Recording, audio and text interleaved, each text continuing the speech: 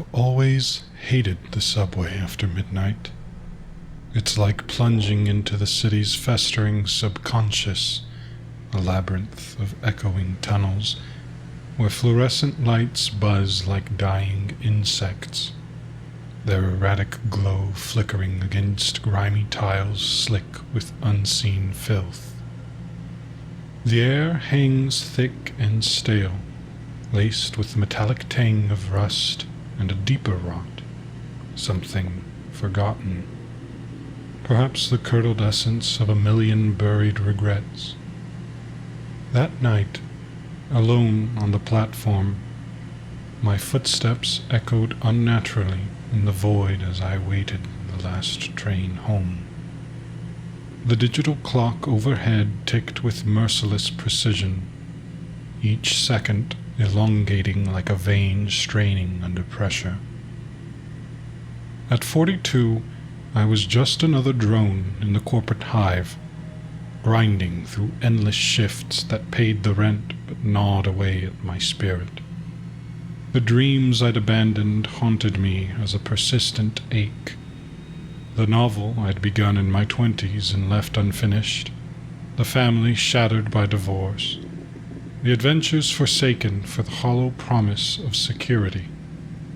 They surfaced in quiet moments like this, guilt coiling in my gut like barbed wire. I'd chosen it all, hadn't I?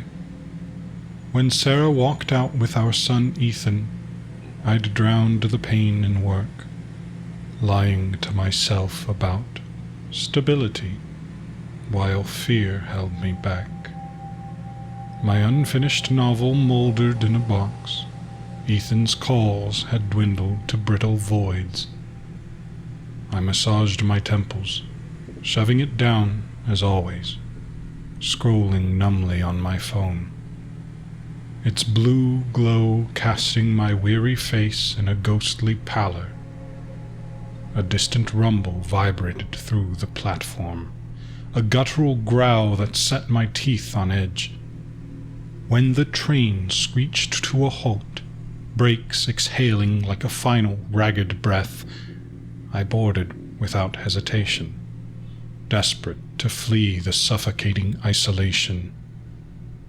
The doors sealed with a hiss of finality, trapping me in this hurtling tomb.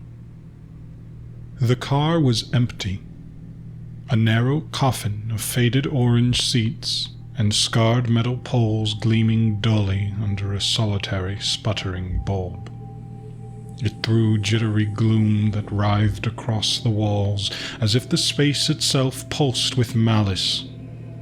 Graffiti marred the windows, crude scrawls and cryptic pleas from vanished souls, and the floor clung sticky with the detritus of spilled leaves.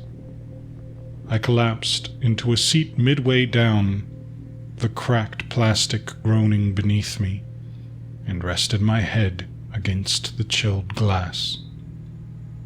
The train surged forward, swallowing us into the tunnel's maw, where darkness clawed at the windows like famished fingers. I shut my eyes, the rhythmic clatter of wheels on tracks a relentless dirge, but exhaustion wrapped me like a shroud. That's when the whispers slithered in. At first I blamed the wind howling through the tunnel, a keening whine slicing the air, or fatigue weaving illusions from the brink of sleep. But they were voices, faint, intimate, murmuring shards of my past like confessions dragged from a grave. "You could have been more," one breathed, accusatory and soft, mirroring Sarah's disappointed exhale on the day she left. "We needed you here, not lost in your spreadsheets. Why surrender?" Another sneered, the voice of my younger self, the wide-eyed dreamer with a notebook of tales, deriding the husk I'd become. The whispers swelled, echoing in the car's hollow spaces, evolving into laughter, a low, venomous chitter that mocked my decay. One rasped, a venomous blend of abandoned freedoms. Remember choosing chains over the backpacking odyssey you'd planned, letting Sarah slip away in that final fight. I waited, but you never came home. It murmured in her tone, laced with venom. I straightened, pulse quickening, scanning the vacant car. Nothing. Only shadows convulsing under the buzzing light. The bulb now humming like a nest of furious wasps. The train burrowed deeper, air turning frigid and cloying with rotting sweetness. I rubbed my eyes, insisting it was delusion, nothing more. My stop would come soon. I'd ascend to the surface, collapse into bed. But the whispers echoed louder. The train bucking over warped rails, my phone tumbled, screen flaring with a missed call from Ethan. Guilt twisted sharper. A chill ghosted my skin then. Icy fingers brushed my neck, leaving a trail of numbness that spread like frostbite. The touch vanished when I swatted at it, but the cold lingered, invasive and wrong. In the smeared window's reflection, I glimpsed them. Forms undulated at the car's fringes, gaunt, elongated horrors, skin like parchment over jagged bones, veined, translucent, pulsing. They materialized from gloom, coiling tendrils rising from floor vents and oozing through seat fissures, their eyes twin embers of jaundiced hunger that bore into me like needles. One slunk nearer, limbs contorting at grotesque angles, joints cracking with wet pops like splintering cartilage. Its maw yawned wide, rimmed with serrated spines dripping viscous slime that hissed upon the filth-strewn floor. I froze, breath snared in my lungs. As it inhaled, nostrils flaring like gashes in decaying hide, nausea surged, bile scorching my throat, and a memory erupted, crumpling my manuscript, months of poured-out soul, and hurling it into the trash, the fear of rejection outweighing the thrill of creation. As the recollection sharpened, the entity quivered in rapture, body convulsing like an addict's high, feasting on that squandered spark. A grotesque slurping filled the air, and I felt a fragment of my essence fray, a vital thread unraveled and consumed, leaving a raw, throbbing hollow. Terror clawed up my spine, feral and absolute. I lurched from the seat, legs unsteady on the heaving floor, and hammered the emergency button, its surface icy and indifferent. "Stop the train!" I bellowed, voice rebounding in the hollow space, but silence answered. No siren, no deceleration. The train plunged onward, deeper into the abyss, tunnels a smear of obsidian pierced by fleeting lights like the eyes of buried things. The whispers crescendoed into a symphony of indictments, overwhelming the track's clamor. "The ambitions you buried," one accused, evoking the corner office I'd coveted but never claimed. terror of upheaval paralyzing me. "The boy you abandoned," another intoned, Ethan's voice fracturing. "It's okay, Dad, but when are you coming home?" More abominations emerged, slithering from beneath seats and around poles, spines arching like the vertebrae of exhumed nightmares. One morphed into a spectral Ethan, jaundiced eyes twisted as it fed, violation heightened. It leaned close, whispering a distorted echo. "You never came home." I could call him now, make it right. Fingers trembling, I reached for my phone, whispering, "Ethan." But a spectral hand manifested, dissolving the device into ink-black slime that oozed between my fingers, the impulse withering away. Another entity flickered in the window, mimicking my reflection, my own face warped, whispering in my voice. The horizon beckoned, but you turned away. Visions fragmented, starting with the most personal.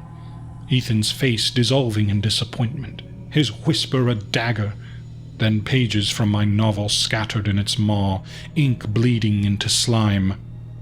Finally, my wedding band plummeting into a grate. Adventures forsaken for chains. These weren't mere phantoms. Their chill burrowed into my veins, turning blood to ink-black sludge. Their reek spoiled dreams and grave soil, choking the air. One affixed to a peeling ad, its promise of a better life awaits, with beaming families and idyllic escapes.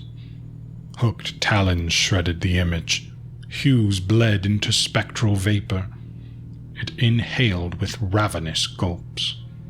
The poster paled to ash, its lie extinguished.